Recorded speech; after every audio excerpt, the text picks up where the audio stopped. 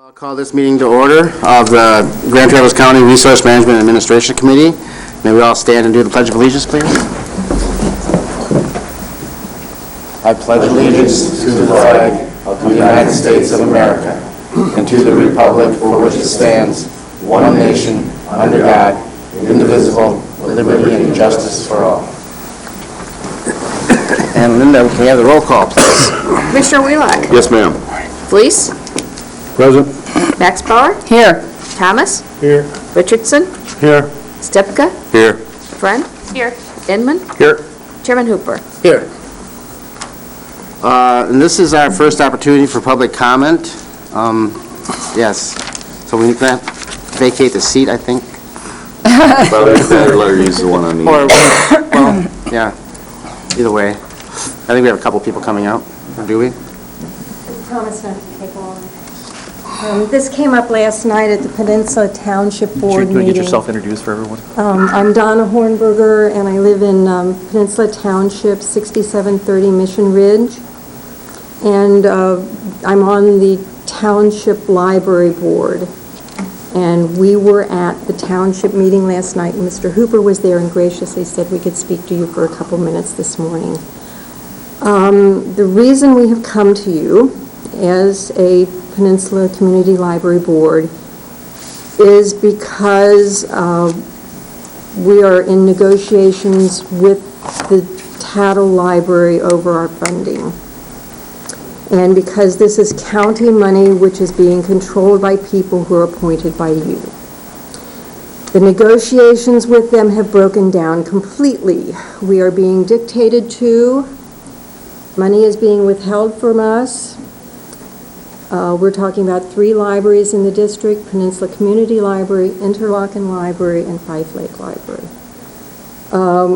We on the Peninsula Library Board have 2 requests of you. We would like you to notify the Tattle Board that they need to start negotiating in good faith. And we would also recommend that a member of your county commission either sit with them on the negotiating committee or come in as an independent person and work as either an arbitrator or mediator. We do not feel that negotiations are going forward at all at this point. Thank you very much. I have a question. Sure. I think, go ahead. May I? Donna, is it just the Peninsula Township Library that feels this way, or do the other 2 feel the same? Peninsula Library and Interlochen Libraries funds, if Tattle has its way, will be cut so that we can no longer pay our bills. We can no longer function. Interlochen is also going to suffer severely. Fife Lake has notified the other 2 libraries that if the contract that has been submitted to them is signed, that they will be comfortable with their funding. So we're talking about Interlochen and Peninsula. However, at this point, none of the 3 libraries have gotten their full funding for this fiscal year. Okay, thank you. Any other questions? When is the next Tattle Board meeting? It's tomorrow night at 5:30, and let's see, Thursday, yeah, tomorrow night at 5:30. We will plan to be there. At the district library? Huh? At the district library? At the district library, and we also plan to make a statement at their board meeting. Thank you. Thank you. Thank you.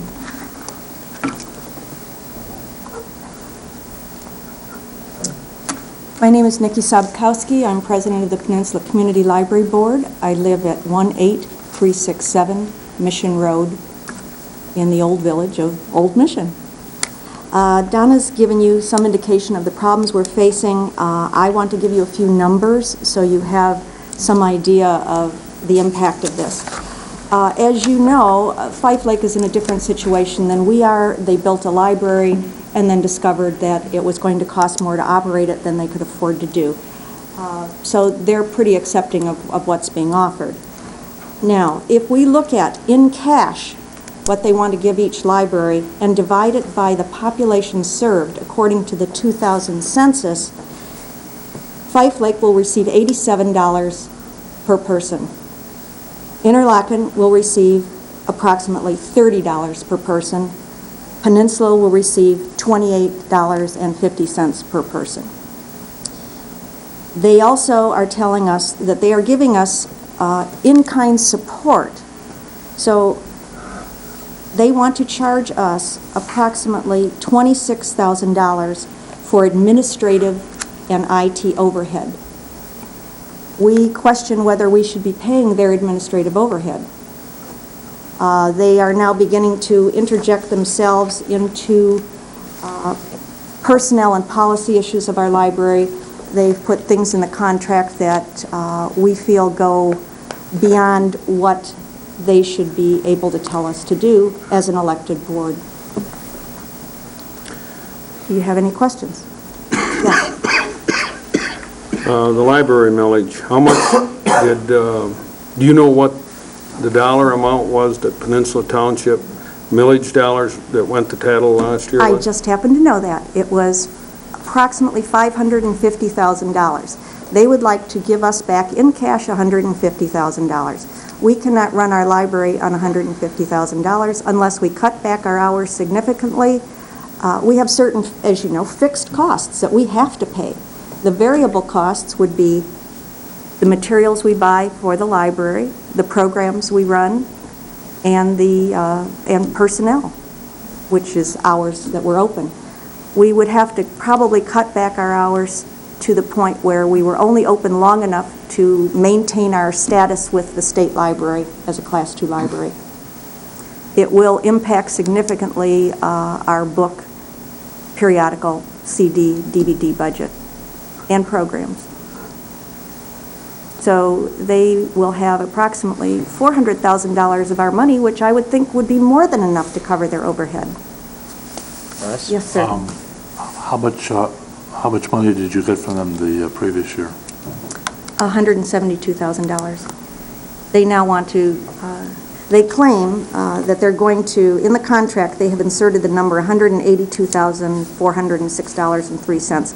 $150,000 of that is cash, $32,406. I'm sorry, I was reading Interlochen.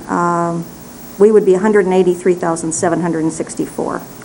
In kind, they're saying $33,764, and as I say, $26,000 of that is administrative and IT overhead. They're basing these on the percentage of residents. They're saying of the funds of the 183,000, they're taking off 30,000 right off the bat. Right off the bat. Approximately. Yeah. You never see it. 33,000, we never see it. So you can see our dilemma. How long has the Peninsula Library been in operation? Well, as a formal library, I believe somewhere around in the 50s. As an informal, I'm sorry, what? 59. As an informal library, since there were people out on the peninsula back in the 1880s. So, and we serve a very rural, it's a rural and a very diverse, Bruce can tell you, very diverse population. I was a little surprised a few weeks ago to see in the Record Eagle when they were talking about hiring a safety officer in Peninsula Township that the reporter referred to us as a bedroom community. And I thought to myself, I wonder if he realizes there are many more acres of agriculture out there probably than bedrooms. But we are, we have, people seem to think that we have a lot of very wealthy people out there. And while there are people of substantial wealth, there are also people whose kids are getting free lunches at the school. So we are a diverse population. And as I say, this is our dilemma. I think one more thing you ought to add, too, is the circulation numbers. Do you have those? It's a very popular library. And I'm sorry, I don't have the circulation numbers with me. Vicki usually has that. But we circulate a lot of materials, and we have a very special relationship with the elementary school. Vicki tells me that whenever the superintendent was in the building, he always stopped by the library. If you're not aware, we share the space with the Peninsula Elementary School. And so it's a seamless operation when you walk in. And it's become a community center out there, too. And she said that the superintendent continually told her that he saw that as a wonderful model of collaboration and kind of a wave of the future in terms of getting the most bang for the buck, really. And the school district has been very, very generous with us. I mean, if they weren't, we'd really be in trouble financially. So. Would you like to? Just to answer your question, I think it's 54,000 units for Sun Out. Okay. Yeah, thank you, Bernie, one of our board members. Any other questions I can answer for you? I would... Okay, Dick? Yes. I would just like to say, now, I don't know about Peninsula, and I think I was talking to Dave Pennington, but he said that Interlochen Library, the number of clients they have coming in there, customers or whatever you want to call, was a much higher percentage than almost any other library in the state for their size. So they really get a lot of use Yeah. there. I'm not surprised. I mean, libraries, particularly in tough economic times, are seeing more and more and more patrons come in to use the internet, to use resources to help them find jobs, to help them find solutions to issues they may have. So we are an important resource to the community, and I would implore you all, if you possibly can, to come to tomorrow's meeting. And by the way, Mr. Fleece, they never took your advice about the public comment portion of their meetings. It's still at the end, but you'll be happy to know that beginning at our next board meeting, we have moved our public comment up for Peninsula Community Library. I'll make the comment again tomorrow night. Thank you. Anything else? I just have a question to Dennis. We have an oversight on the Tattle Board. Is that?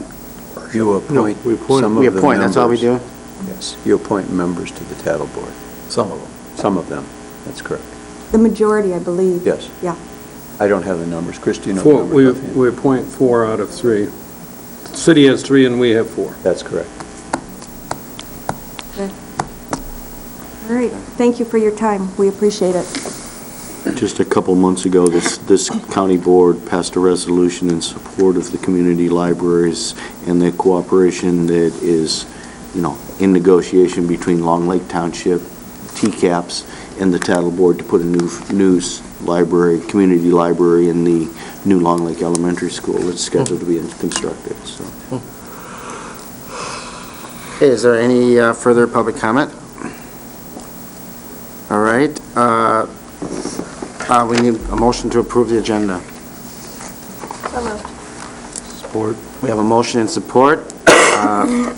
Any discussion? Okay, all those in favor say aye. Aye. All opposed, the same? All right, now comes the consent calendar. Linda? The purpose of the consent calendar is to expedite business by grouping non-controversial items together to be dealt with by one commission motion without discussion. Any member of the commission, staff, or the public may ask that any item on the consent calendar be removed therefrom and placed elsewhere on the agenda for full discussion. Such request will be automatically respected. If any item is not removed from the consent calendar, the action noted, received and filed, or approved is approved by a single committee action adopting the consent calendar. All information identified in the consent calendar can be viewed in its entirety at www.grandtraverse.org. A, receive and file. 1, 4-H in motion, February 2010.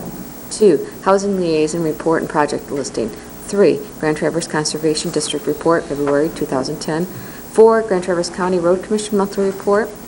B, approval. 1, Resource Management and Administration Committee minutes of February 10th, 2010. 2, bid response, Howell Arena entrance doors. 3, staffing plan update, program assistant, MSU extension.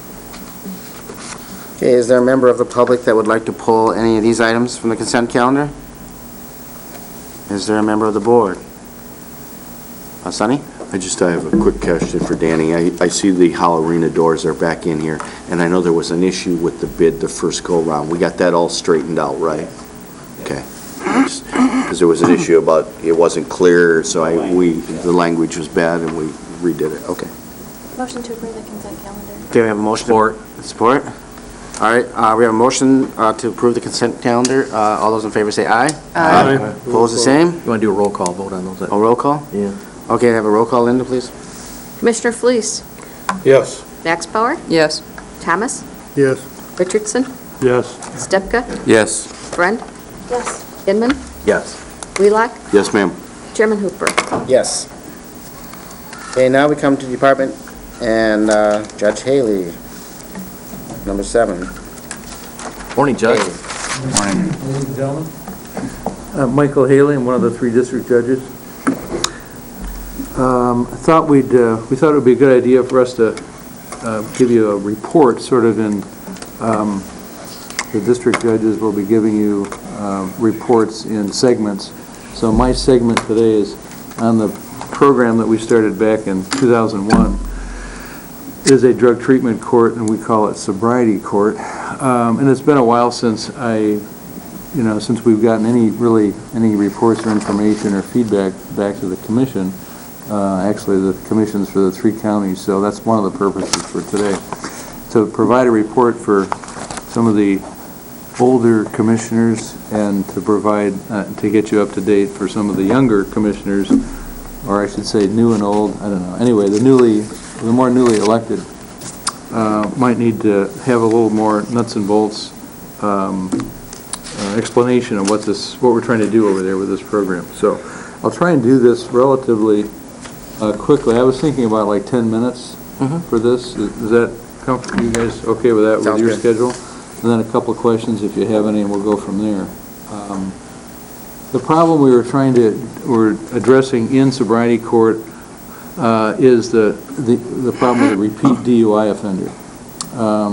We know that Michigan's right at about par. I was at NHTSA, the regional office in Chicago just a couple weeks ago, and we have at Michigan's pretty par for the course as far as 30% fatalities involving DUIs. Half of the DUI arrests, or DWI arrests, involve a repeat offender, or as we call them, frequent flyer. And at least 30% of the drunk driving defendants repeat again. So at least 30% of the people that come in front of me who say, I will never do this again, at least 30% of them come back as a repeat offender. A little quote from a retired judge: perversely, lengthy incarceration is not only the most expensive response to this issue, but also the option that is most likely to result in recidivism. So in other words, jail doesn't work. What jail does is results in a thirsty drunk.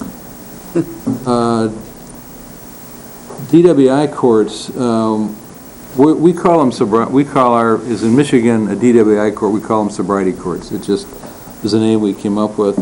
The drug treatment court model is one that is well established, and we use national standards to do this program. It's not something we invented. So we're using a proven model, one that has been, when I say proven, I mean one that has been subjected to analyses and meta-analyses, and it's shown that this program works. It's about treatment, forced treatment, by the way, forced individualized treatment, not a cookie-cutter approach for each individual that comes in the program, and accountability in the sense that we're bringing them back to the judge, to the court, and probation periodically, every couple of weeks to start, and monthly thereafter. Intense supervision and lots of testing, lots of drug, urine screens, and breath testing. I wish I could tell you about some of the new things we're using in that regard, but some new toys we're using, but for another time. The process starts with early intervention. They said it couldn't be done when we started this program. Meaning, just everybody, I won't name, they said, we can't get these arraignments done this quick. You're talking about having people within 5 to 10 days of their arrest to appear in front of a judge. It's not going to happen. We got police reports, we got paperwork, da-da-da-da-da. So we cut through all that. And we see people, if they're arrested before a Thursday night, we see them the following Wednesday for arraignment, like That's why I got to go here shortly, because we're going to start early today. It's Wednesday, and it's Drug Court Day. A young lady who came through our program, not once, by the way, but twice, said that she was pretty much out of control. This is a 20-year-old, or 22-year-old. She went to the jail. The magistrate gave her a green book, which is a summary of the program. She said, maybe I should think about this. We cut a deal with her, as we do with every one of these people, that, or an understanding, you'll not get any jail time up front or ever if you comply with this program. That's Megan with her drug-free baby that was born during actually conceived and born during the program at her graduation. And so those are the kind of results that are fairly typical, actually, of the program. So they come in at the arraignment. They enter a guilty plea then, or they can have a week to think about it. We get a substance abuse assessment at the courthouse, so we know exactly what kind of an individualized treatment program to put them through. We proceed with the sentencing within a week. We then have them come back for review hearings. That's what's different about this court. What's different is that instead of sentencing somebody and saying, go my son and sin no more, you're hereby not drinking anymore. We don't do that because that's unrealistic. We bring them back every couple of weeks for review hearings to see how they're doing, to support them. It's about behavior modification, to support them, reinforce the good behavior, and then address any negative bad urine screens or missed meetings or that sort of thing. But those are the review hearings, and those are what I would like to have you come to for half an hour or so some Wednesday, either at 8:15 or at 3:15. The review hearings are really what makes the sobriety courts or drug courts different from every other approach the justice system has used since the guillotine. It's ongoing, close judicial interaction with each participant. That's a key component, an integral part of the program, and that's part of our statute that authorizes these programs. But at the review hearings, we implement this graduated system of sanctions to address the bad behaviors and incentives to support the good behaviors, to motivate these people through the stages of change, which is essentially what you've got to do to get people to change. Sentencing doesn't change anybody. We can't incarcerate ourselves out of drug-addicted crimes or substance abuse-related crimes. We incarcerate at a rate higher than any country in the world, free or otherwise, in this country. We've got 50,000 people locked up in this state alone, and that doesn't count the county. That's just the prison system. And you just can't afford that.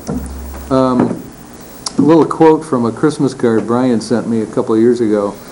He says, I got to be honest, a man wearing a dress controlling 2 years of my life bothered the bejesus out of me, but I appreciated the jokes, the realism, and the attaboys. That what he's saying is he kind of captured the essence of what we do in review hearings. We support their good behaviors, and in that way affirm their good behaviors and support that and encourage that, so that they, for the first time perhaps, are actually getting a compliment and some support from an authority figure. Some of these people have never, most of these people have really never had that, particularly from a judge. I was going to say, now the man in the dress must be Jesus. I would only hope. There he is. The bejesus guy is in the black. But that's what we do, that's a review hearing, just a little sample there of what we do. We bring every person up individually, talk to them for a minute or two or 5 minutes, whatever it takes, to find out how they're doing and address any behaviors, good, bad, or indifferent, to move them through the stages of change. Another lady was reunited with her family at a graduation. I don't have to prove that sobriety court works. I mean, I could, I will. We've had a review, we had our own performance review that was done in February 2009. It's 55 pages. And the sum and substance of the report that we hired Phyllis Zold-Kilborn to do, who used to work with SCAO, State Court Administrator's Office. Bottom line is she found that we have about a 3% reoffense rate. Now 3% for DUIs as opposed to 30%. So, you know, and I'll say it another way. If you go through our program and complete it, you're 10 times less likely to reoffend. The reoffense rate generally was about 9%. And that includes people that might get picked up for driving on a suspended license. We've got 101 people in the program right now, and 344 successful graduates. Now, I will tell you this, only 65 to 70% of the people that start actually finish and complete and successfully, you know, do one of these graduations. That's typical around the country, 65, 70% retention rate. The people that don't make it, that so-called fail, those people are way less likely to reoffend than somebody who has never come in the program. So in other words, even that so-called failed population, we're seeing good results with. Felony drunk driving, this morning I was advised we're 40%. We started as a misdemeanor court, dealing just with people charged with drunk driving too. Well, guess what? With the new Heidi's Law from a couple of years ago, that Heidi's Law made it easier for prosecutors to charge felonies because they could go back to your age 16 and collect all your convictions. So now we have 40% of the people in our program are actually charged with felonies currently, and we're trying to work with them on a delayed sentencing basis. Our program has been designated as an academy court. That means nationally, and there's 4 of these in the United States. That means nationally, we're one of the 4 that's been designated as a training court. So we mentor or train jurisdictions from around the country. In August, if you want to stop by on the Wednesday during August 2 to 5 this year, we'll host our, I think it's our 5th, it might be our 6th training conference, where 5 or 6 groups of people from Georgia, California, Texas, everywhere will be coming here to see our court and do a training conference. So it's good stuff. Our next step, using this model, by the way, is a couple graduations there. We like those. Our next step is Veterans Court. We're going to be looking at veterans issues. This model, this so-called drug treatment court model, has been used to address mental health issues, some domestic violence issues, and recently there's been lots of activity in the veterans issues. Judge Robert Russell from Buffalo started a veterans court program, and you should Google it or something to take a look at what's available out there on the veterans courts programs, because what they do there is use the drug court model and simply have somebody like Chuck Lurchin, is the guy I'm talking to here, of course, who's our veterans programs coordinator. We're talking about trying to implement something like that here, but we're at the beginning stages. But we want to identify the issues that bring vets into the criminal justice system and try to work with them in some way that is, again, we're trying to avoid incarceration, not just for the sheer joy of it, but because we know that is a really kind of an ineffective and expensive tool. So there's an overview of our program. It's a 24-month program. It's individual treatment, lots of testing, Public safety is a huge thing with DUI court. It's a huge thing, a huge goal. We do implement 12-step programs, and we rely on the AA community for that. We could talk about jail bed days and cost savings, but the real savings come in intangible savings that you can't put up on a PowerPoint.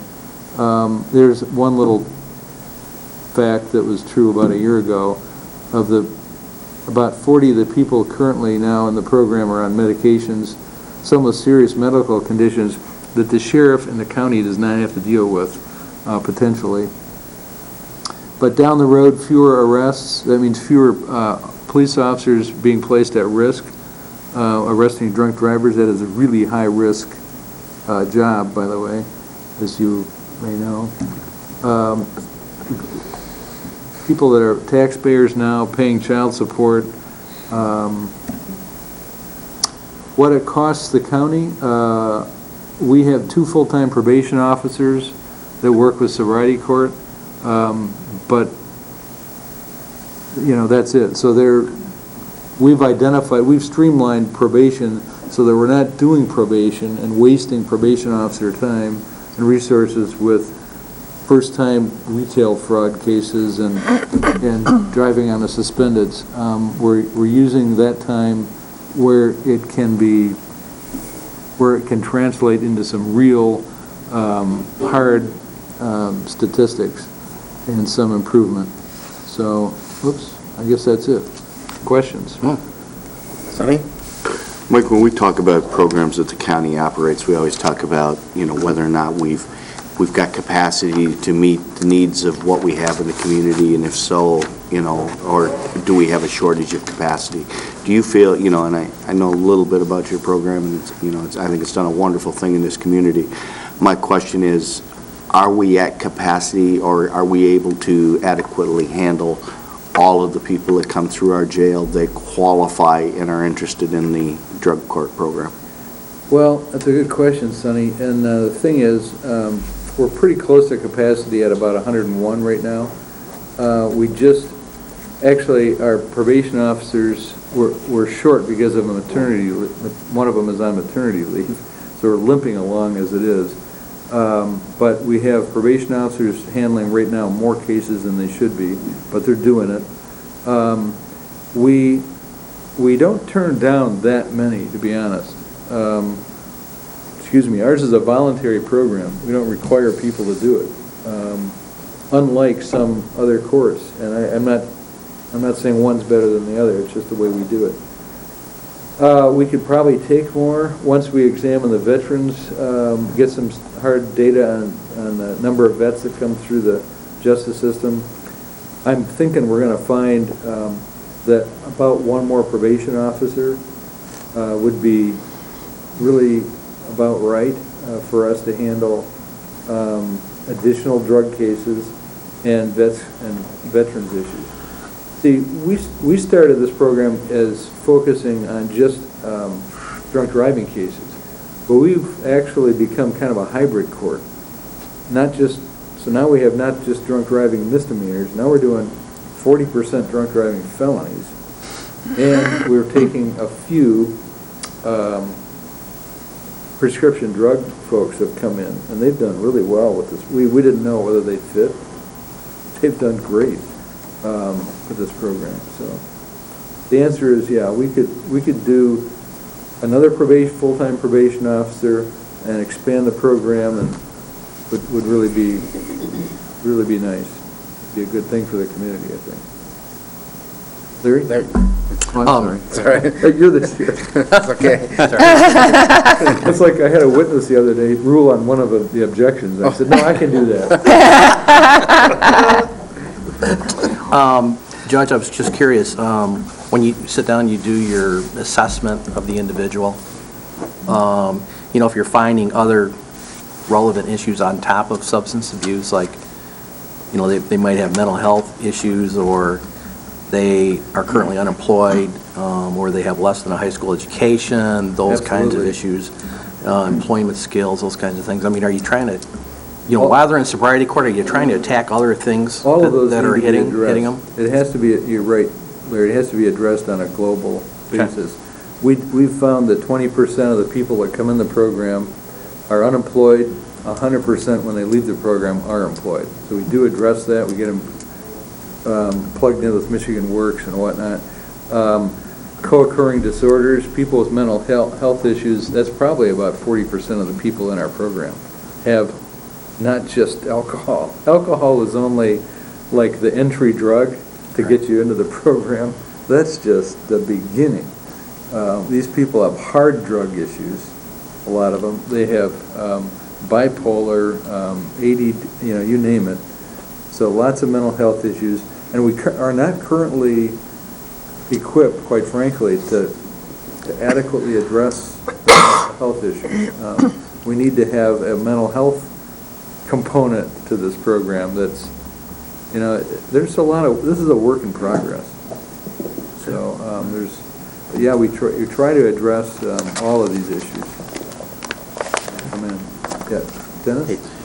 That's Yeah, for him to do. there you go again. That's all right. First, congratulations on being one of the 4 academy courts in the country. I mean, I think that's a great achievement, and you know, I think that a lot of that credit goes to you and your staff for doing that. So that's really quite an accomplishment. Well, actually, I meant to thank you guys, you folks, because some of you were, you Dennis, and some of the others that were present when we were getting the new courthouse plan. And I said to you, and I don't know if you believed me then, but I said, you know, I think we need a large facility. Some of the, at least 1 or 2 of the courtrooms need to be kind of big. Not because we got these big egos so much, well, maybe we do, but because we're going to be having large quantities of observers, and I think that was important. And that's one of the reasons I think they chose us as an academy court. It says we have an adequate facility so that we can get 50 or 60 observers to come in that courtroom and see what's going on. So I think... For those new commissioners, the judge You said young and... commissioners. No, the new commissioners. Some of you are young. The judge and the county board and myself went round and round on the new court building on several things, and the judge was really the one instrumental in getting that new building built. It was him pushing to get that done, and you were right. You were absolutely right, and it's a great facility, and so thank you for all your help on that. Two questions. One question and a statement. As you look at that Veterans Court, Chuck Lurchin has been talking to me about that. You guys are always great about applying for any grants and things. Would you please, if you have the opportunity and you look at grants, would you see if you could also build in a veterans staff component into that? I don't know if that's possible, but you know, if Chuck gets into this, he's going to obviously need more staffing. We've already added staffing there, and so if there's a way you could build in part of some funding for veteran staff, that would be really helpful to us. So just, you know, keep that in the back of your mind. The question I had, though, was, when you do the team kind of approach on this, do you get good mental health support? I know you said we don't do enough mental health, but is the community mental health involved in this? We've tried, Dennis, to, you know... It's the same story. No, we've invited, we've persuaded, we've cajoled, we've begged. The chair is empty. And I suppose it's a funding issue, but or a time issue. And I can't. I'm not going to sit here and rag on community mental health. I mean, they're also kind of strapped, not just budget-wise, but they're not offering, I guess, under their own rules, permitted to offer treatment to anybody unless they're seriously what's the term? Help me on this, but seriously mentally ill, and I mean, they just about have to have a gun to their head, a needle sticking out of their arm, and be a basket case under the bridge before they're going to give them any help. And that's just the way it is. And we don't, and our people that are in this program, I mean, you know, think about it. I mean, they were able to drive a car at some point and have some money available to drink. So they're not quite under the bridge. Is that a shortcoming in your mind of the program? Is that something we're missing? I said that earlier. It absolutely is. It is an empty chair in our program. We have 40% at least of the people in our program that are co-occurring. In other words, they have not just a substance abuse issue, but a mental health problem. And the mental health problem is more or less being addressed in treatment as best we can. But it's not good enough. Not good enough. Thank you for your time. Thank you. I have, by the way, if anyone wants to actually see the hard copies of the data and the reports that have been done out there in my office, we have this fabulous DVD that... You're selling? The price of that? Yes. Michael Moore wanted it, but I'm not giving it to him. You guys have a chance to view it. What day is sobriety court? It is today. How many times? Wednesday. Every Wednesday. Unless there's 5 Wednesdays of the month. It's the first 4 Wednesdays. Oh. At 8:15, 5 minutes. They've never started without me. But at 8:15 and at 3:15, we do the review hearings. And again, you really should come to one of those, even if it's for 20 minutes. It's not like you walk in, you go, was that a courtroom? That was really pretty weird.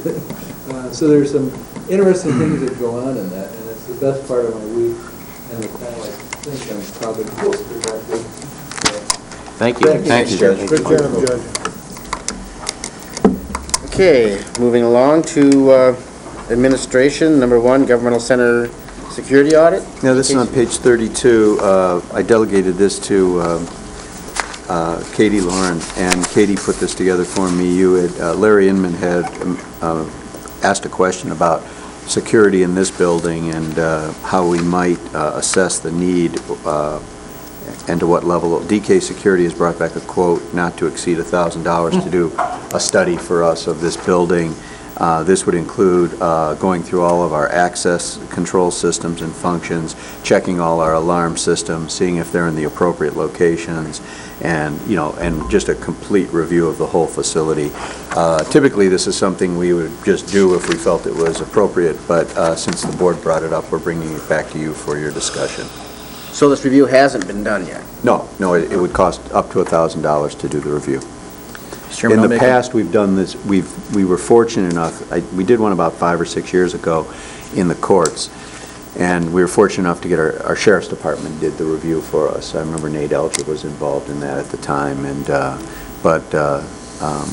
had a brief discussion with Nate about that and his time. I mean, they're quite busy now, and I think probably would not be the best use of their time, although I'm certain they would do it for us if we asked them to. Mr. Chairman, I'll make a motion that we approve the review by DK Security for the general operating buildings of the county. Would it be just for the governmental center? Yes. Okay, all right. Support. Okay. Any discussion? Sonny? Dennis, the only thing I would suggest is that we wait until the construction that's in the building's finished, because these additions of these extra walls and doors that close off offices and things is going to improve our security capability. I think you're right. Which has always been an issue anytime we've evaluated this building before. The open common areas and the corners that people could get in were always an issue. Hey, Larry?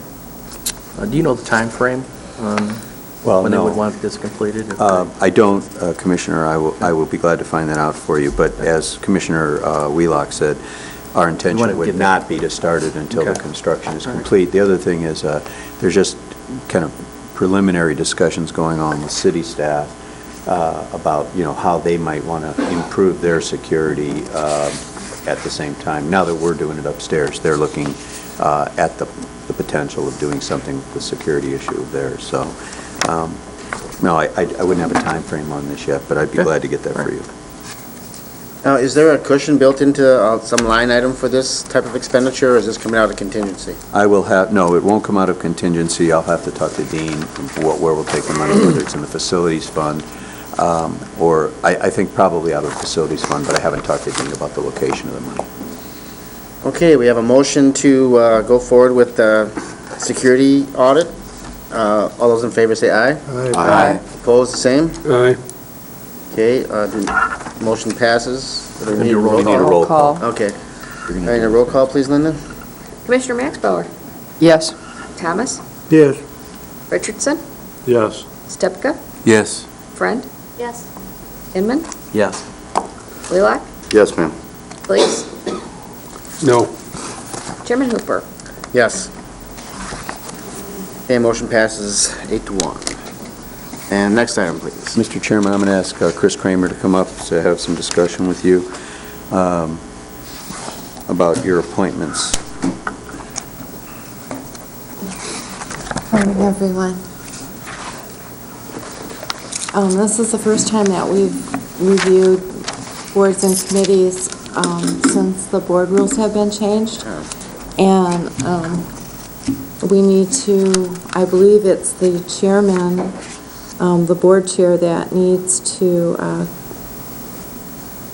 appoint a committee, which would, replace our, or would be in lieu of our old L&A committee. And so I guess I'm requesting the appointment of the ad hoc committee. We currently have vacancies on the Workforce Development Board, Northern Lakes CMH, Commission on Aging, Planning, Parks and Rec, and Community Corrections. We remains unseated, I guess. So I'm looking for appointment of an ad hoc committee. And/or any questions, or? No. Well, I was just going to make a suggestion. Since you're talking about 6 different boards, maybe you form two ad hocs. That's what I was thinking. The one ad hoc doesn't have to deal with all 6. Okay, and Chris?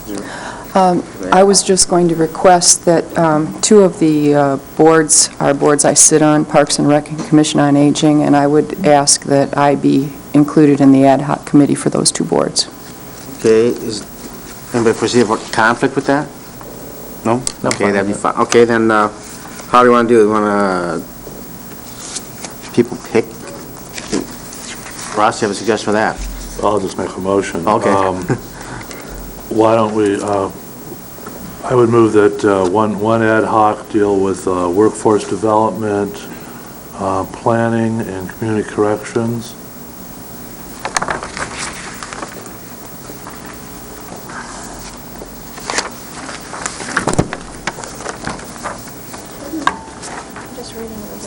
Wouldn't you just kind of put on paper, what, if I'm reading number 14 correctly on page 35, it looks to me like Dick would just come up with the ad hoc committees that he'd like to see and forward that to the full board for ratification. What was that again? Dick would do what again? Come up with the ad hoc committees he'd like to see with the composition from the commissioners. Okay. And then forward that to our board. For approval. Larry? I think I remember that when we got into discussion about how we were going to form these things, is that the chairman was going to make the appointment, as Commissioner Friend said, but I think the chairman was just going to, at this particular meeting, just ask for volunteers to serve. And That was they the would be idea. appointed. Yeah. And I would be happy with, Mr. Chairman, because the Northwest Michigan Council of Governments oversees the Workforce Development Board. I'd be happy to serve on that appointment committee upon the suggestion of Commissioner Richardson, that workforce development, community corrections, and planning be under one of the ad hoc committees. So I would volunteer for that committee. All right, Ross made a motion. You want to support that, or? Yeah, his motion was to accumulate those 3 for one ad hoc committee. That's fine. I support that. Oh, that was your support for the motion. Yeah. What were the 3? Workforce development, planning commission, and community corrections. Right. Yeah, and the reason for that is so that then the other ad hoc would be CMH, Aging, and Parks and Rec, and then since Commissioner Maxwell already expressed an interest for... Makes sense. 2 of those, yeah. I'm going to suggest that It's very arbitrary. when this gets, bigger, which it will, Yeah. perhaps what we could do is just provide you with like a little tally sheet, all the various committees, and you could rank them, 1, 2, 3, which ones you're interested in, turn them in. The chairman and I could sit down and go through them and try to give everybody their priorities. We need to figure out something that'll be a little easier, but I think this is a good way to do it for now, and just say we have 2 committees, and maybe, Chairman, you could just take volunteers now, who wants to sit on each of those committees, and then you can have those assigned. Does that make sense to you? Let's see lots of hands. Okay, so, do we need to vote on this motion, or we're just going to just kind of consent? Why don't you vote We have on to this vote. motion? Okay. That we're going to have these two committees established for this purpose. Okay, so the first committee will be Workforce Development Board, Planning Commission, and Community Corrections. All those in favor say aye. Aye. Opposed, the same? All right, and now we need volunteers for this committee. Okay, we have Larry Inman, Ross Richardson, Is this for No, this is first one, first one? Okay. and then we'll do the next one. We need these three, right? You need one more. Oh, that's fine. That's four, isn't it? No, that's Larry, you, and, Then it's four Beth people. and Ross. Yeah, that's 3. Okay? all right, and I guess we need a motion. Do we need a motion to form another committee? All those are going to fall in there. We need a motion to accept those Approve 3 that? volunteers. Yeah, why don't we do that, just to be safe? So it would be Commissioner Inman, Friend, and Richardson would be I'll this make the committee. motion that we accept the 3 volunteers. Support. Okay, we have a motion and support for this committee. All those in favor say aye. Aye. Opposed, the same? Okay. And now we have Mr. Northern Chairman, Lakes I'm CMH. sorry, Oh, I Sonny? have just a quick question. Do we want to continue to make the appointment to the Community Corrections Board? That's one that we've left open for a long time. No, I think by law we have to make those appointments, so. okay. And this committee could deal with that issue too, Commissioner. I think Definitely have to it's deal been with sitting that for a issue. long time. So to follow the same protocol we use, Mr. Chairman, I think a motion to establish this second committee would be appropriate. Ross? I move that we form an ad hoc committee to interview candidates for positions on the Northern Lakes CMH, Commission on Aging, and Parks and Recreation. Support. We have a motion and support to form a new committee. All those in favor say aye. Aye. Opposed, the same? And now do we have volunteers for that? Is that Stepka? Stepka supported, yes. All right. Okay, we have Max Bauer, Wheelock, and Fleet Stepka. And Beth. And, well, Beth could be on it too, yeah. We could probably have 4. It actually is supposed to be 4. Okay, it does, all right, great then. Get that, Mr. Thomas?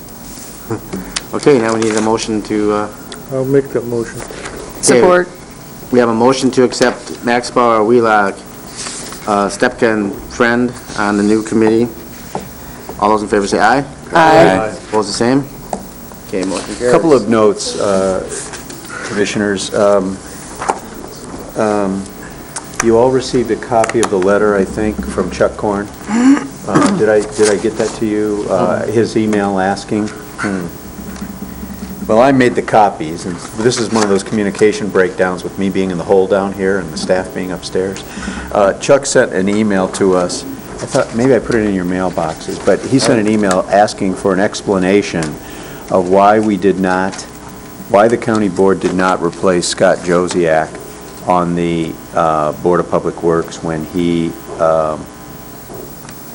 sent in his resignation. And Chris has done the review of that issue, and I think Chris explained to me yesterday, and please chime in, Chris, that when you were looking at that issue, there was also this discussion of John Axe coming in January for a meeting on the authority, and you said, let's hold off on that until we see what happens with the authority. Well, Scott has now sent in a thing saying, I'm done now, I can't do it anymore. So, Chuck, I'm going to be meeting with some of the township supervisors this afternoon, but he actually sent an email asking for me to ask you what your reasoning was for not appointing that. And I think I can tell you that they're also looking at, again, recommending township supervisors to be appointed to those positions. I think they're... Larry Fleece? You're exactly correct. We held that in abeyance because of the possible restructuring of the BPW board, and I don't think we should make any appointments at this time until after our meeting on the 22nd. Of this month. Right. Ways and Means? That's when John Axe will be meeting with all of us, including the township, to talk about authority. Okay, Larry? Well, I thought we were pretty clear at the meeting why we held back on that, as Ross was recommending, a restructuring based on township supervisors, and we felt that the community ought to have a discussion on that, and it would be that we would bring that forward in the joint township meeting for the discussion about the structure of the Board of Public Works and what their levels of authority are going to be moving forward if there's going to be any change. So that's the exact reason why we held off on the appointment. I will convey that on. The other issue, go ahead. I'm sorry. I have a question. You mentioned the meeting on the 22nd? Yes, at Twin Lakes, Noon to noon to 3. All right, that's a Monday? Yes. Yes. All right, it's not on the calendar. Did you have something?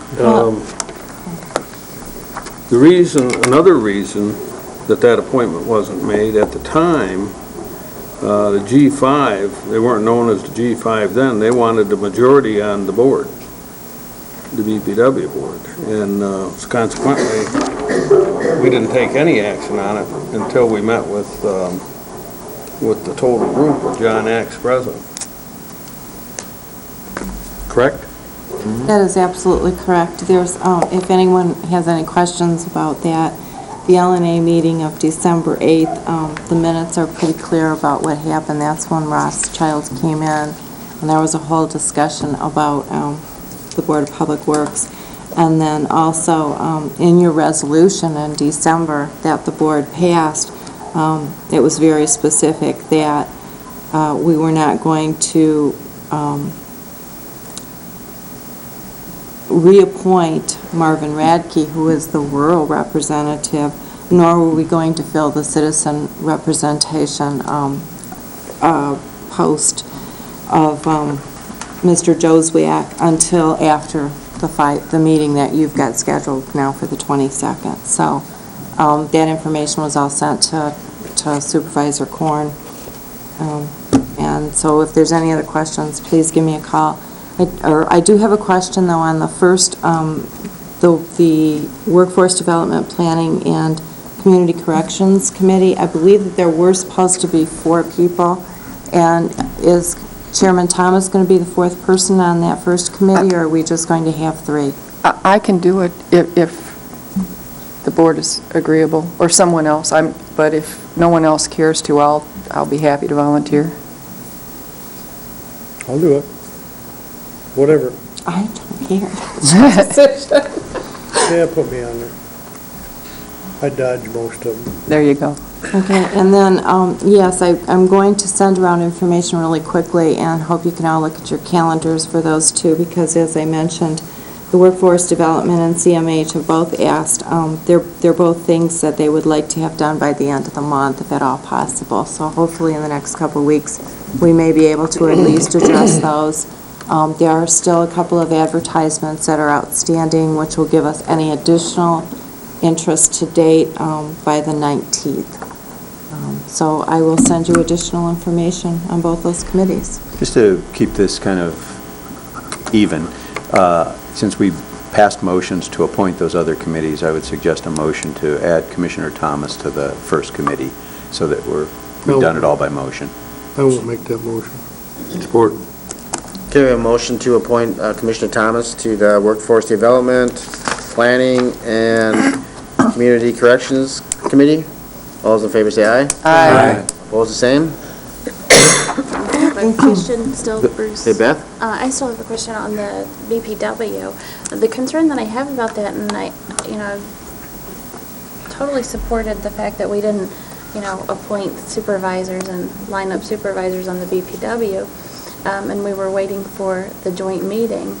But, even after the joint meeting, it's not like March 22nd is going to come, and there's going to be a definitive answer, and it's going to be put in place in the next 2-3 weeks.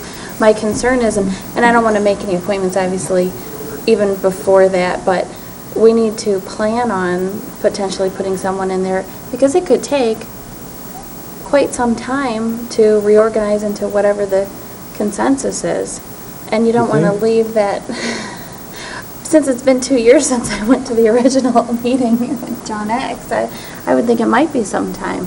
They don't want to leave that, I don't think we want to leave that BPW kind of limping along with a bunch of empty seats. Well, I guess another question is, do we want to stack the board with township supervisors?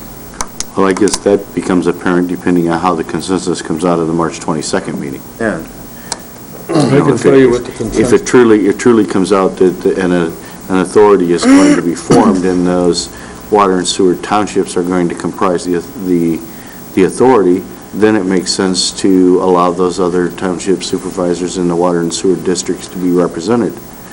You know, if it doesn't, and you still want to have it a public board per se as county-wide, then you need to make sure that you're continuing to maintain rural representation and general public representation. You know, and it's kind of one of those things, this meeting has been scheduled at least 3 or 4 times, and it's, you know, we now have it blocked in on the 22nd, so, you know, hopefully coming out of that, we'll have a consensus that we can act on. Okay, Dick? You know, a little bit of different subject. I had a rural township supervisor ask me why that we didn't have all supervisors on the Resource Recovery Council. And maybe we should, if we're going to work on a BPW, we should work on that too. Interesting point. Well, it could be a mute factor, because if the townships don't renew the intergovernmental contract, there's no reason for us to have a Resource Recovery Council. Well, that's true. They haven't done that yet, though. Well, there's not much, I know Bob's made 6 presentations to 6 townships, and he hasn't had one of them telling me they're going to renew the contract yet. Back to contraries from what I'm hearing. Larry? Yeah, what Sonny's saying is true. The 3 townships that I attend have all said that they're just waiting, and I don't think they'll renew it in December 31st.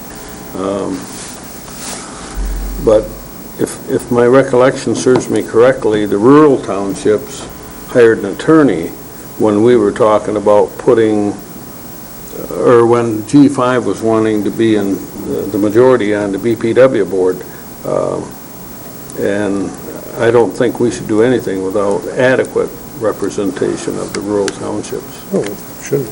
It should be good to avoid any litigation, and we could. Chris?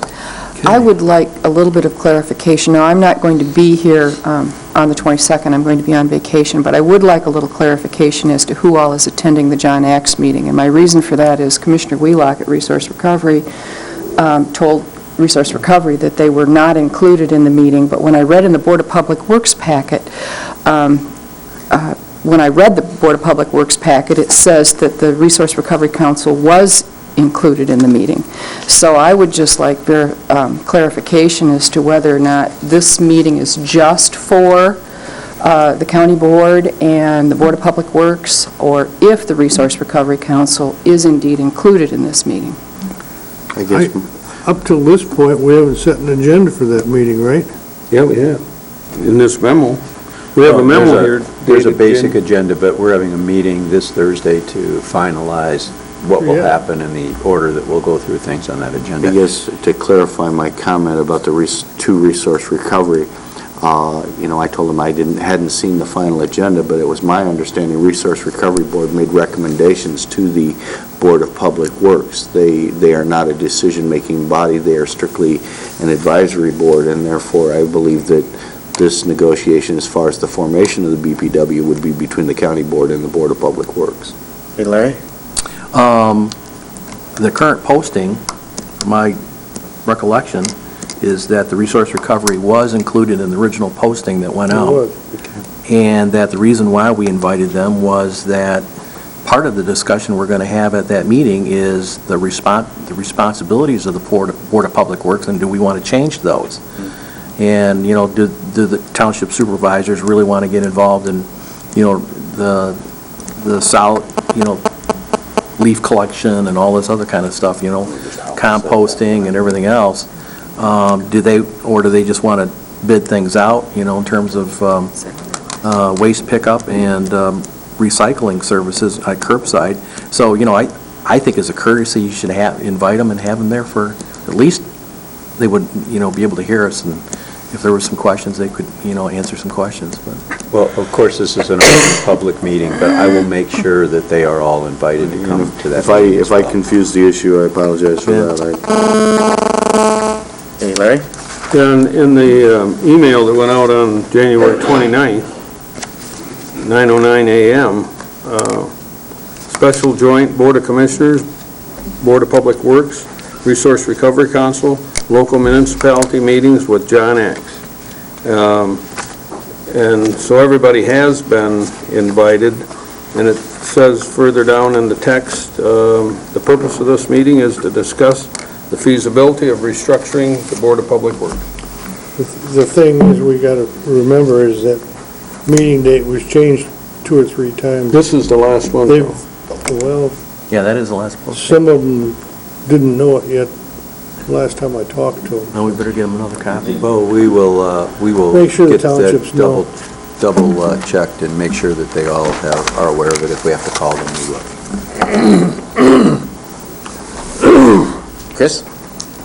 As far as, because your Public Works meeting is coming up, just for information, there are 9 members on that board, and the only 2 that remain open are the rural township representative, who is Mr. Radke. His term expired in the end of, at the end of '09, and that's usually a representative that, I don't think would be in question, because there's always been a rural township representative. And then there's only been 1 citizen vacancy on that. You still have 2 other citizens that their terms go through the end of this year and the end of next year. So there are, 2 out of 9 openings currently, or that haven't been extended for the year. But, so they have a working board, but those 2, I think the reason that they were held up on was whether or not you were going to change the makeup of the actual board. So I just wanted to, let you know those are the only 2 that are vacant right now, and they can actually do business. Okay, Larry? Typically, the state of Michigan, just how they do things in terms of gubernatorial appointments, is you serve until you're notified that there's been another reappointment. So, for example, both Governor Engler and Governor Granholm, even though they may not make the appointment after your term expires, you are asked to serve until they have a new person come on board in terms of an appointment if you're not reselected. So I'm just wondering if we have some terms expiring, whether we might want to check with Bob Cooney if we can ask them to continue to serve until the new appointment is approved by the board. The other question, Well, part of these vacancies are because somebody's either submitted a resignation or has passed away, so those can't serve in. So the other question is allowable for the board to put, somebody in there that has a shorter term than what is dictated, to help fill the spot. If what Commissioner Friend says really kind of happens is that, might take us more time in terms of deliberation and structure and approvals to actually come up with, decision that we want to make in terms of the structure of the Board of Public Works. If it changes, can we put somebody in that slot and make their terms not 3 years or 4 years, but maybe 12 months or 6 months or whatever? Somebody might be willing to fill in for us. So that's, I guess, the other question I have. Ross?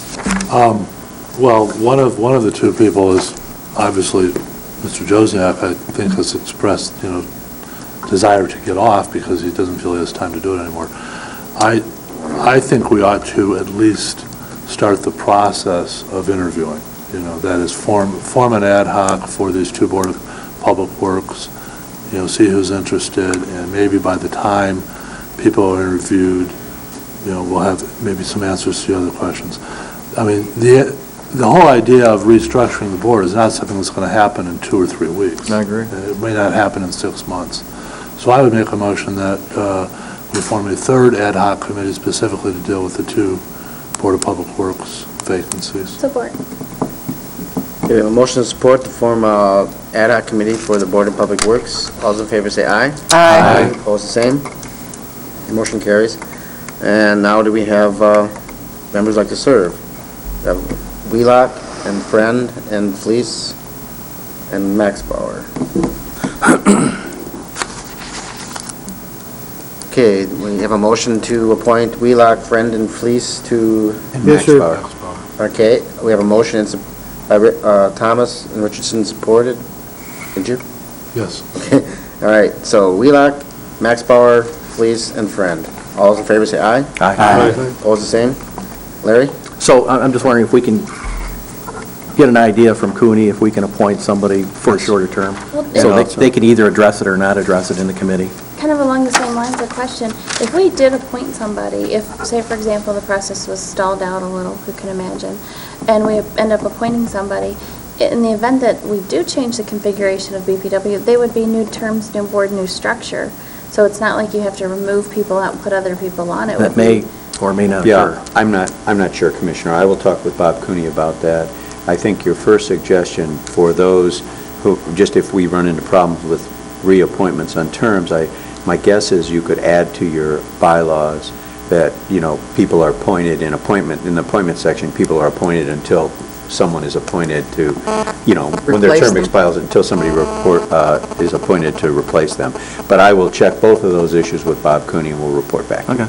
And so Dennis, would you perhaps have administration send some suggested dates that we can meet, and then we can the committee can kind of decide which one works best for everyone? Katie will be coordinating that for you, yes. Okay, right.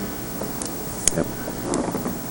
And then I'm going to ask you to, when you do meet, of course, appoint a temporary chairman of the committee. That way there's some, somebody we can kind of organize through.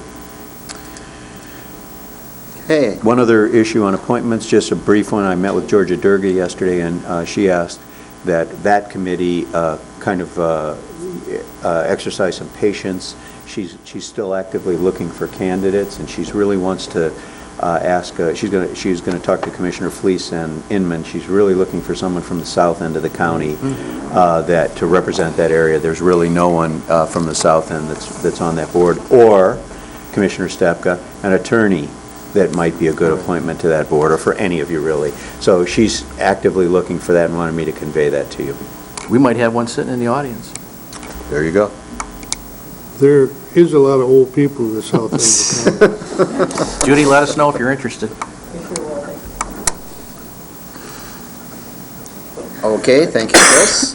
All right, let's move on to administrator's update. Thanks, Mr. Chairman. Negotiations continue. We right now have 2 open contracts. All the remaining contracts are settled for the moment. But of course, a number of them, I think it's 7 or 8 of them, have reopeners on economics starting this fall. Right now, the 2 open ones are District Court and Teamsters General. Jen Seaman, our new HR director, has kind of jumped in both feet and has done a really good job. She's involved in all the negotiations. And I would say they're going quite well. We will have a closed session at the end of the meeting next week at Ways and Means to discuss strategy for economics. This Teamsters General contract, for example, it ended at the end of 2009, so they're looking at a 3-year contract into 10, 11, and 12, which obviously we've got a lot of issues there. We are working on market data at this time. We hope to have some market data for you at that time, and we just want to begin the discussions with you about strategy, because we're going to have 7 or 8 contracts that we're going to be looking at multiple year economic issues, and we're going to need some direction from the board, and I know that's not going to be an easy thing without a lot of information, so we're trying to get as much information as we can. We want to start those discussions with you next week, okay?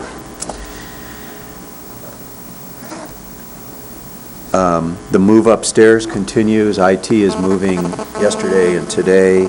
My office will be moving, my staff up there will be moving to their permanent office tomorrow and Friday, and I will either be moving up Friday or Monday. So at that point in time, we'll all be upstairs. When that's completed, we will be moving GIS upstairs from Lori's offices. Mike and Ernie, I believe, are moving upstairs into the offices that my staff is in right now. And then they will complete the work down here. For the furnishings that we need, we've been using primarily old furniture that we've had stored, and that's worked out real good. We are going to need to buy some conference equipment or conference tables primarily. We had a bunch of old chairs for upstairs. And we're looking at, I'm going to use some of my travel money in my budget to buy the conference tables that we need upstairs. So there won't be any additional cost for that. We still haven't figured out how we're going to take care of this room down here, and we're working on that. We're looking to buy used furniture if we can, if we need it. But in this room, we're going to use a kind of a classroom setting, so we're looking for those long, narrow tables. And we've contacted a number of firms. For example, the tables that we're looking at buying upstairs were bought new like several months ago, and now the business is closed, and they've been purchased secondhand by one of the furniture stores, and we can get them at significant discounts. So we're trying to do that kind of stuff with furniture, but we want to kind of let you know where we're at. Maybe we should get a Feng Shui consultant as long as you're starting from scratch. I don't think we can get a used Feng Shui consultant, so we're trying to do this all on the cheap. So I just wanted to let you know we're working on that. I got a question on Yes. on the third floor. Yes. You know, we've all along had the luxury of having that little side room next to your office, and that was an opportunity for the commissioners if they needed to spend a little bit of time doing county work. We did claims there. We did, you know, a number of things there in that room. I guess I completely forgot to ask. There's two of them upstairs. Is there something upstairs that commissioners could utilize if they need to follow up and do some stuff while they're here? That same room, we had a long discussion about that. Okay. Some of us wanted to keep commissioners close to us. Some of us wanted to keep commissioners away. That same office is in our. That same bugged, is it? That same office is going to be in our office just like it is now. Oh, it is? Yeah. Plus, there are two small committee rooms, two small meeting rooms that'll hold 4 to 6 people up there, and there's one large one that'll probably hold 15 people up there. So there'll be plenty of offices to be used. But you will have a place in our office that you can still use the same way. So from now, is claims going to be up on the third floor? Yep. Okay. And it'll be right there next to finance. Okay. You'll regret that you didn't put that little thing in the basement. So that move is continuing and moving along. Health Department is trying to get a tour of their building setup. Remember, I talked with you about how we're going to look at and present to you a concept of possibly remodeling that building to expand space as opposed to the long-term plan of building a new building, because this is just not the economy for it. So as part of that, I know many of you have from time to time visited there, but they're trying to get a time set up maybe right after one of your committee meetings where you could go over any of those, and I would encourage you all to go if you could, just to take 10 or 15 minutes and walk through that facility. And they're trying to do that at a time when they have some clinics running and things, so you can kind of see how that's operating. So you'll be getting a notice about that.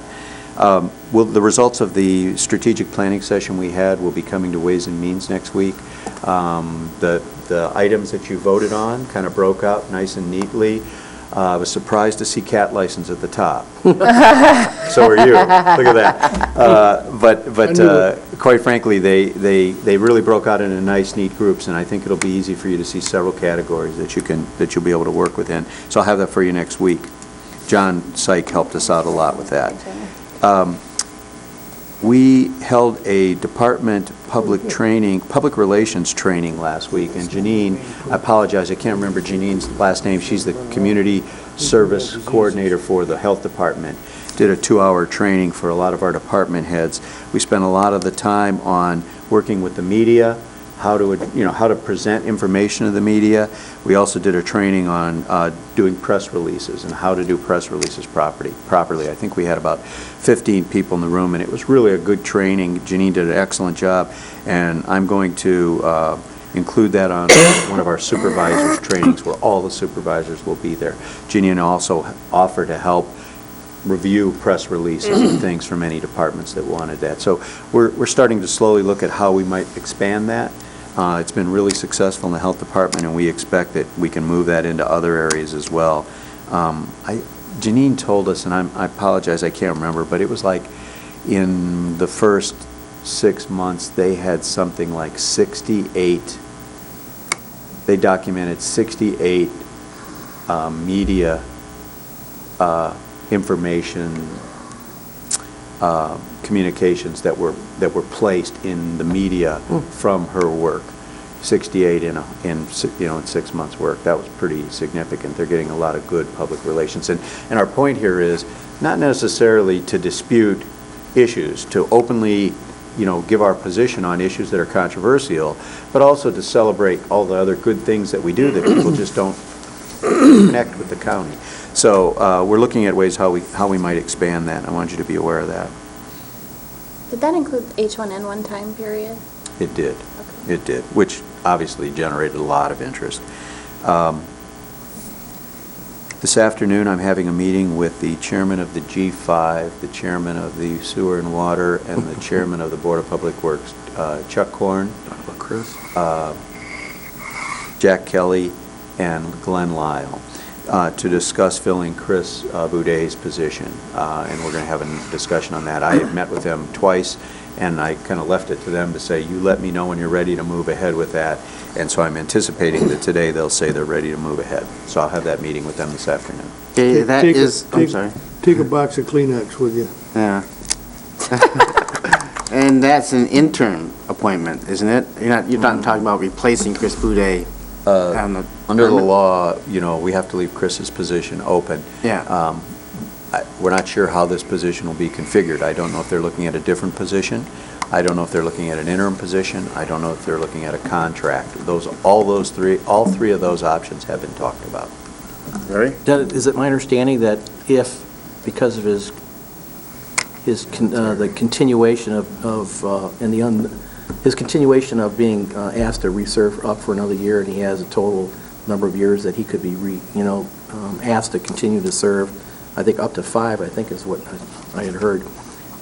Is it the situation if we choose to bring in a new director for the Department of Public Works, that when Chris comes back, we have to offer him an equivalent position and equivalent compensation?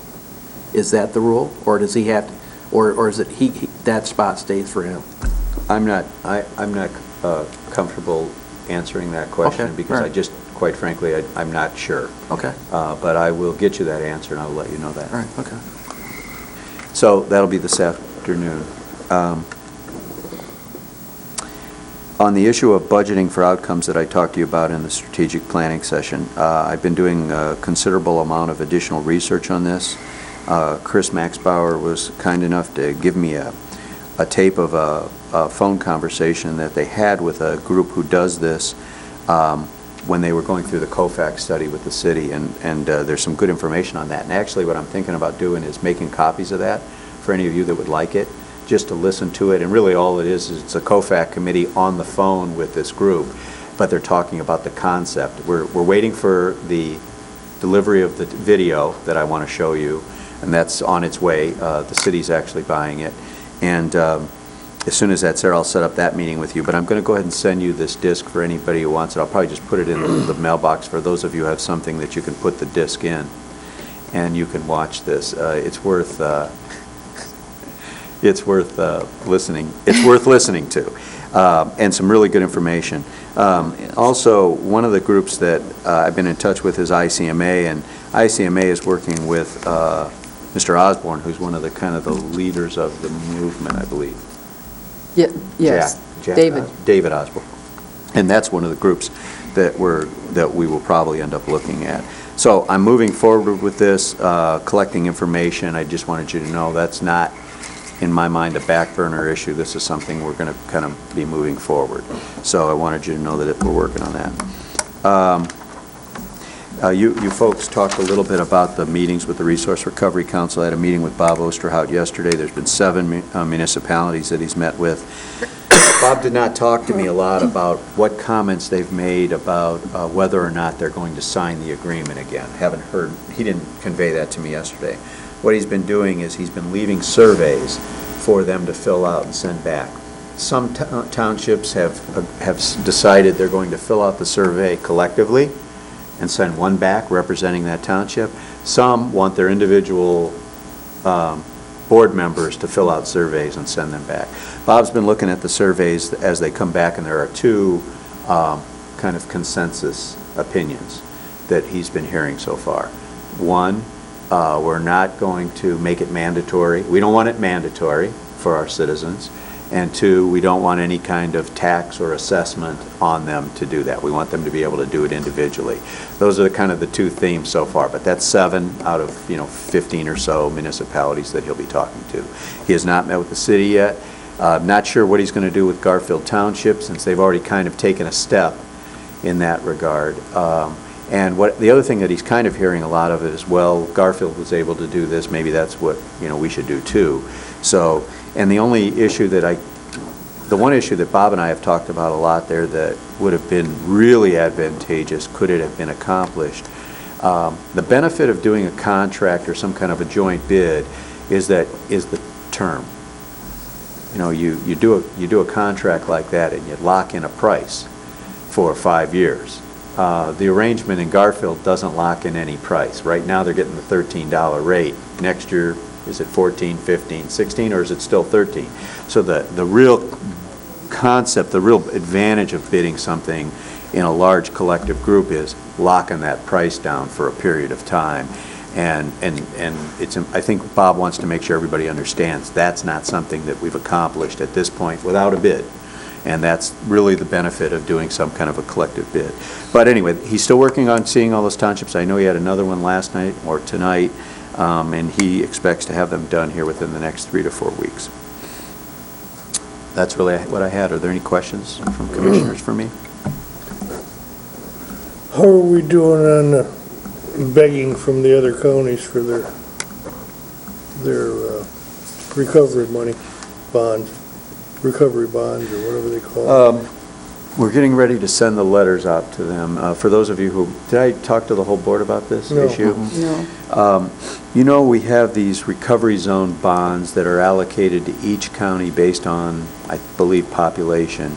Remember, we talked about Grand Traverse County has about $5 million in infrastructure and about $8 million or so. About $8 million, Commissioner? Yeah. In 184.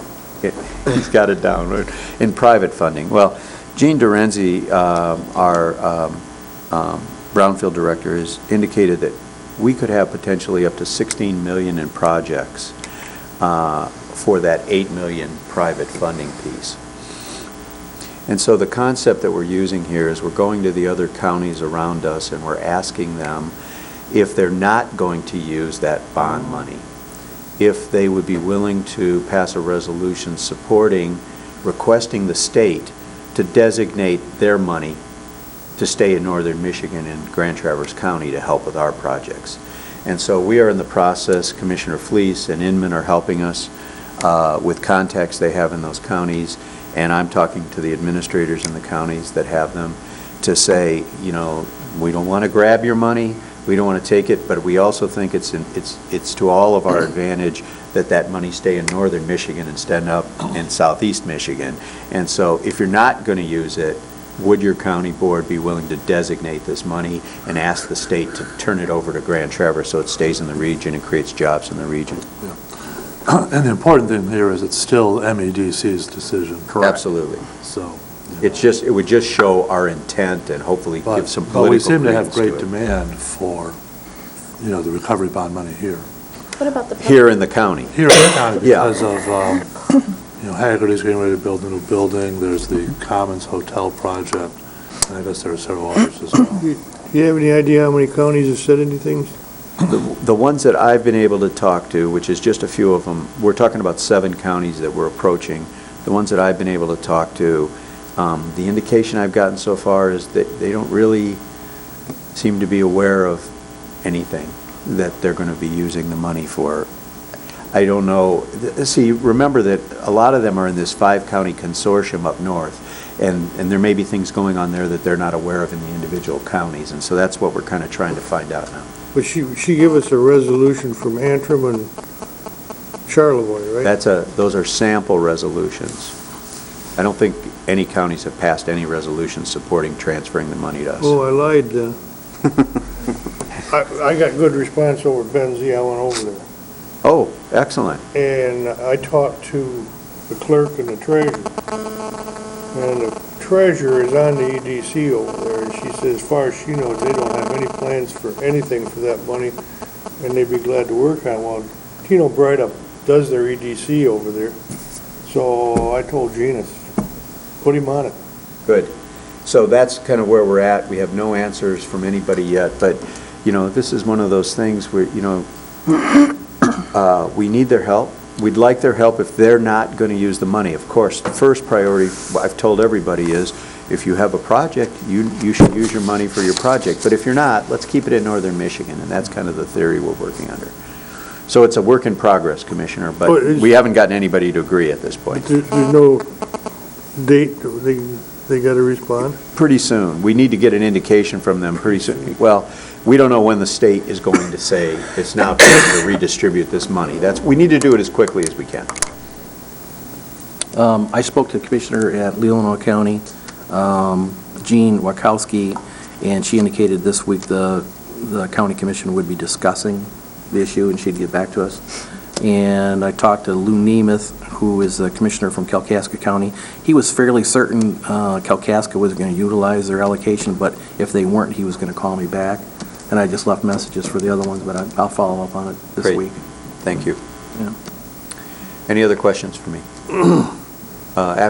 Yes, Mr. Well, I talked to Charlevoix and put them directly in contact with Gene and also Kalkaska. Oh, great. So, and they were more than willing to talk to him. I agree with your statement. I don't think there was a lot of awareness there, and but I told him Gene could certainly explain it to him.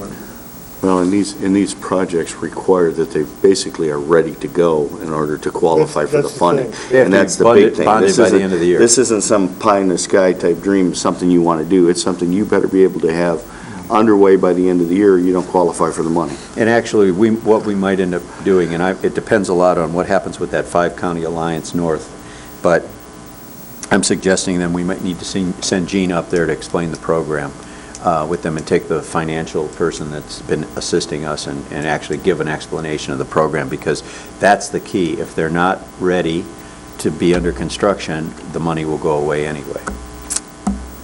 Any other questions for me? Just to mention, 3 of you are going to have a meeting with me after this with the Register of Deeds. I think it's you 3. Okay. That's all I have, Mr. Chairman. Okay, any unfinished business? Any new business? Did you read the newspaper this morning? Not yet. Something to do? Make sure you've got a little bag. Okay. And this is a moment for public comment. Anybody like to address the board at this moment from the public? Seeing none, we have committee reports. What's that? Larry? I'll just give a quick report on the 2 committees I'm on right now. On the Airport Commission, as you know, 30 days ago or whatever, there was an article in the paper about the plans to extend their main runway 1028, which will involve a little bit of encroachment on Garfield Avenue. So they're in the process of working with the one adjacent landowner across the street for the acquisition of that property. They'll be working with the city planner and Garfield Township on that extension.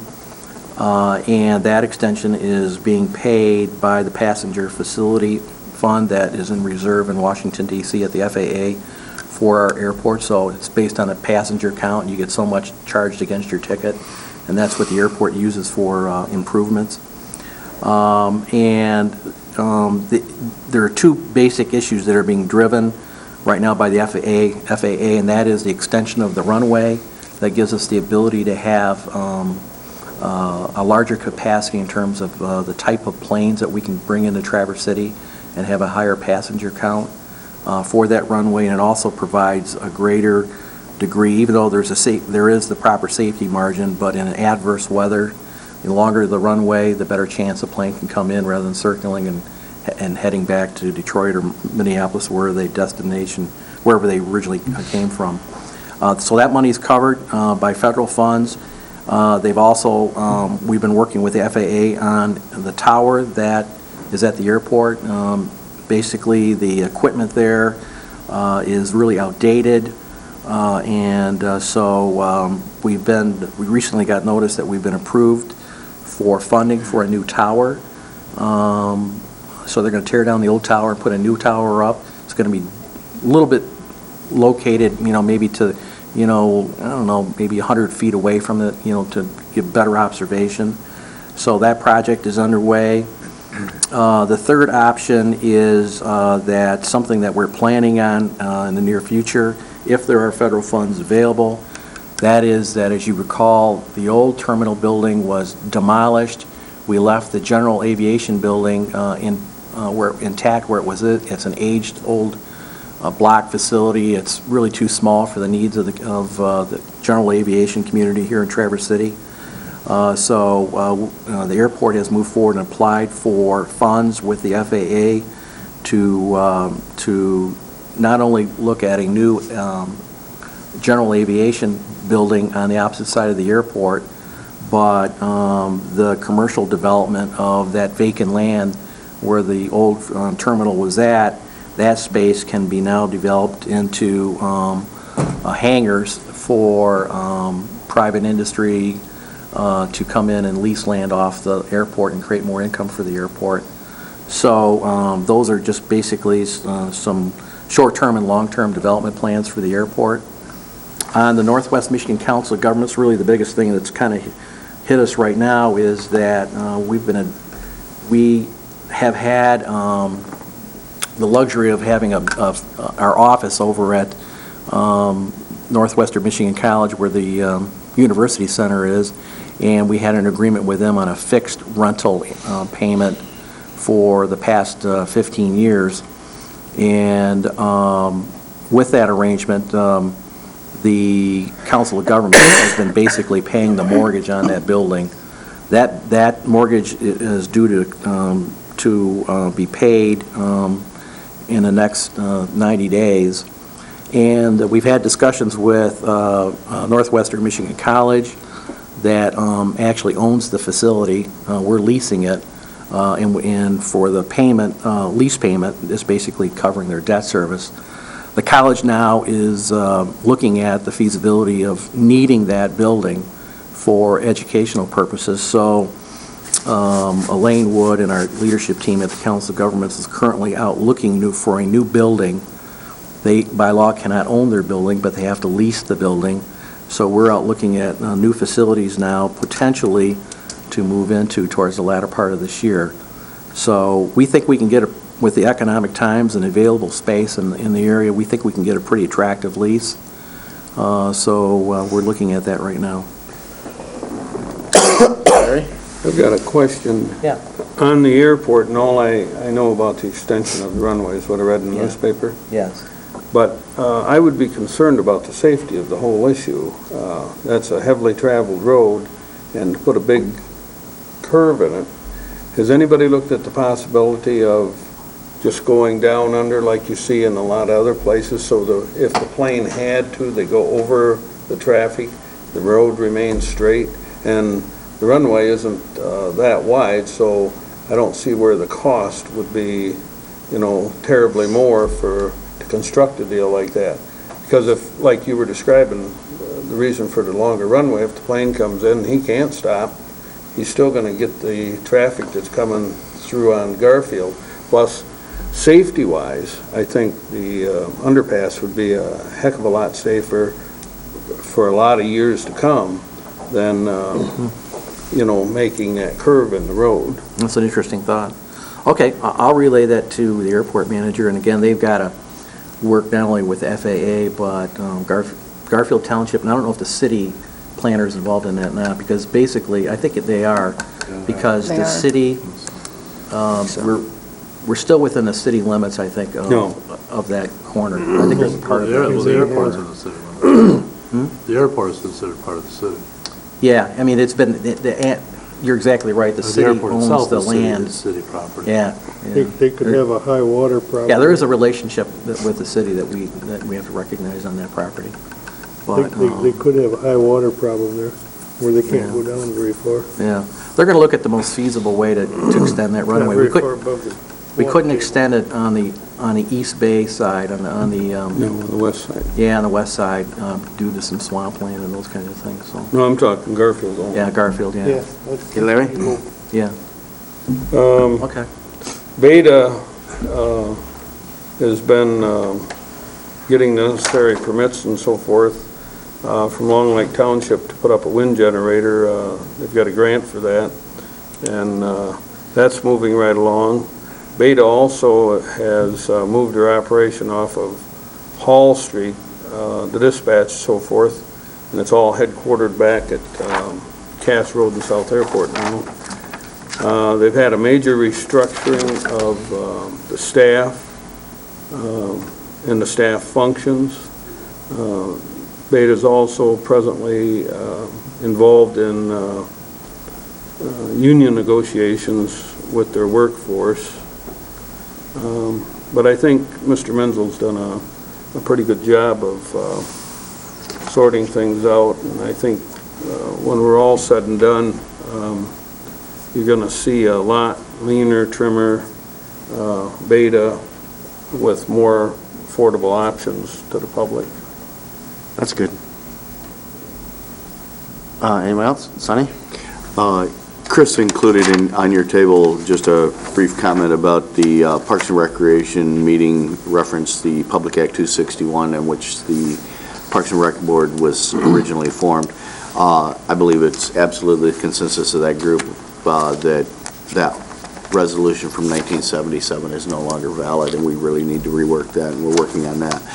The other thing I would report would be that in Resource Recovery Council this month, we had a lot of extensive discussion whether or not it's the intent for the Resource Recovery Department of Grand Traverse County to promote recycling or to physically do recycling.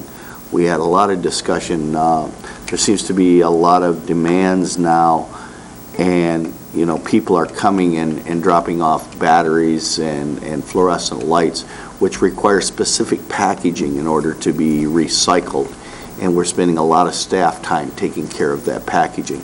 And one of the problems that we have is, I don't know if it's a problem. I guess it depends on who you ask, whether it's a problem or an opportunity. But we have businesses that are going out and they're collecting some of these items and saying that they're going to take care of recycling them for you, and then they're bringing them to the county facility and dropping them off to be taken care of.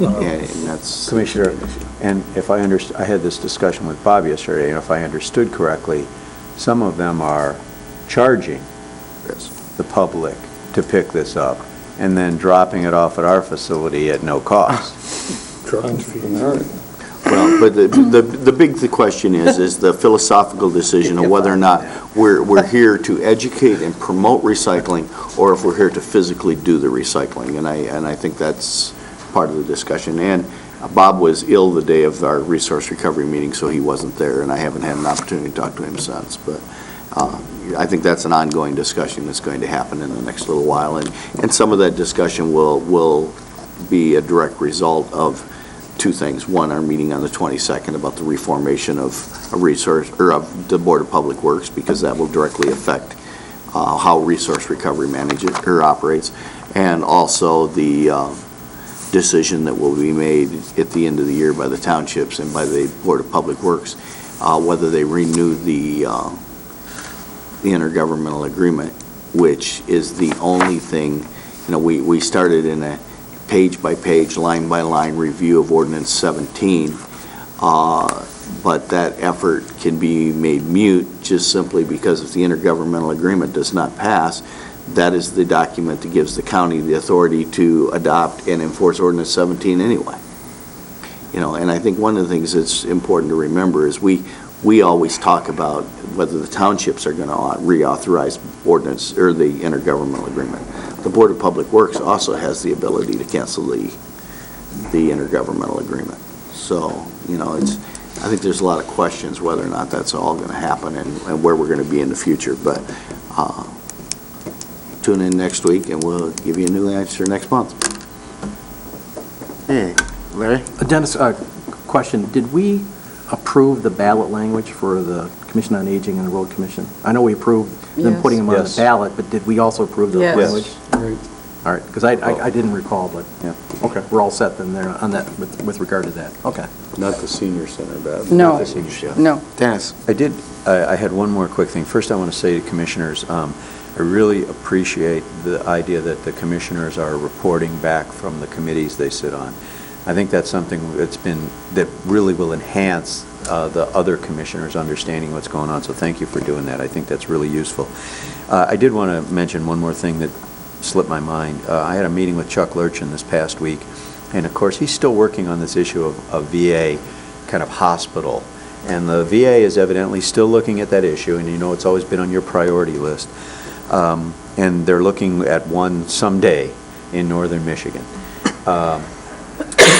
But I think this may turn into an issue that requires some information and some further analysis in order to make our case of why it belongs in Traverse City, in this area, Grand Traverse County region.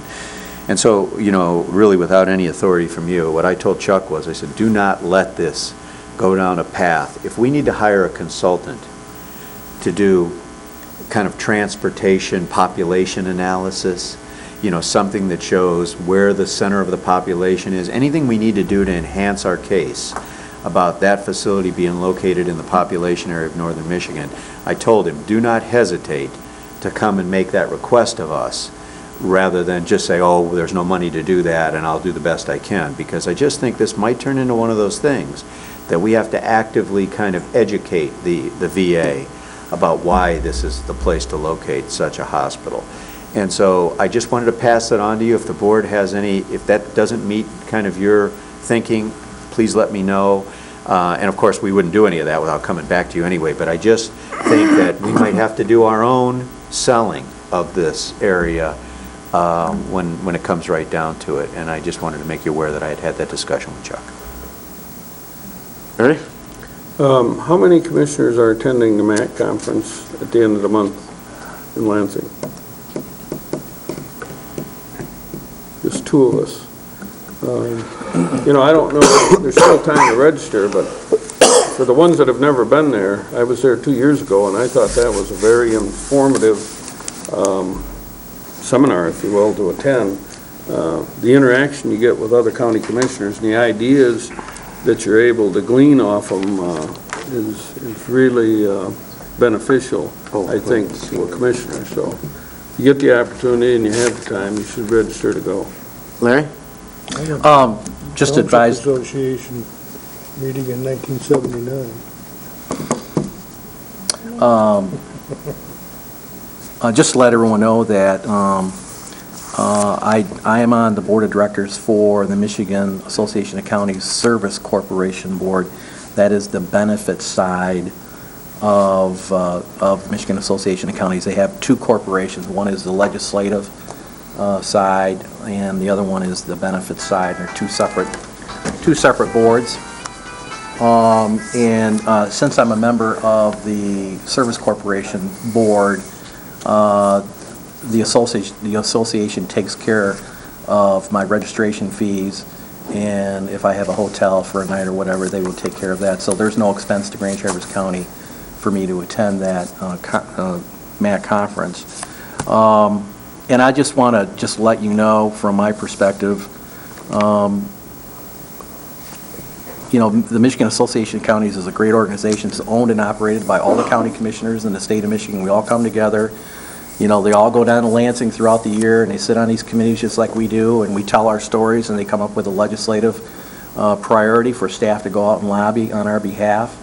And part of it is going down to Lansing and during these conferences and finding out what, you know, because they're going to have a pretty good agenda down there in terms of things that are hitting us right now, you know, get you in front of the people that are actually making the decisions in Lansing, and ask questions. And, you know, it's really a good process to get involved. And I would personally like to see that, you know, some commissioners kind of think about the possibility of getting involved with the Michigan Association of Counties. And because we have had a long-standing history. Mr. Wheelock's excused. We have had a long-standing history of commissioners being involved in the committee system down there, coming back with ideas and relationships that will help us in the long run. So, you know, I hope that, you know, I'm not going to be on this board forever, and, you know, I'd like to see if we can convince a couple other county commissioners to to, if they have interest, to start getting involved in our state association. What are the dates? So they're different than what we have been, haven't they? It is, I believe it's the 29th and the 30th of March. 29th, 30th, and 31st, yeah. Yeah. So it's the end of the week. Rather than- Right. 31st. Oh, I got it wrong. Okay, I'm on April. Oh, there we go. Right. All right. It's the beginning of the week. Okay, yep. All right. I'd just like to run real quick through at a conservation meeting on Monday, and they brought in Todd Kalish, who's the head of the implementation team, I believe is the DNR spoke. And DNRE. DNRE, yes, DNRE. And the Becky Ewing, and they did a seminar on the Boardman River dams, and it was the county board, or Conservation District's board opinion that their strong commitment to the revitalization of the Boardman River Valley and the removal of the dams, and that it's going to be a long process. Right now, they're in the middle of a NEPA study. It's going to take another 18 months, and once you start taking the first brick out of the dam, it's still going to take up to 5 years to get these dams out of there.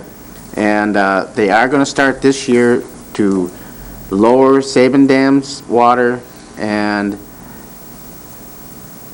look at Brown Bridge, because they're not sure what they can do with Brown Bridge because the turbines up there aren't working. There's no mechanical way to lift the gates right now, and that's kind of going to be an issue. But they are moving forward with that, and they have the Army Corps' help. They've raised over $1.2 million on the road to about $15 million we need to do that.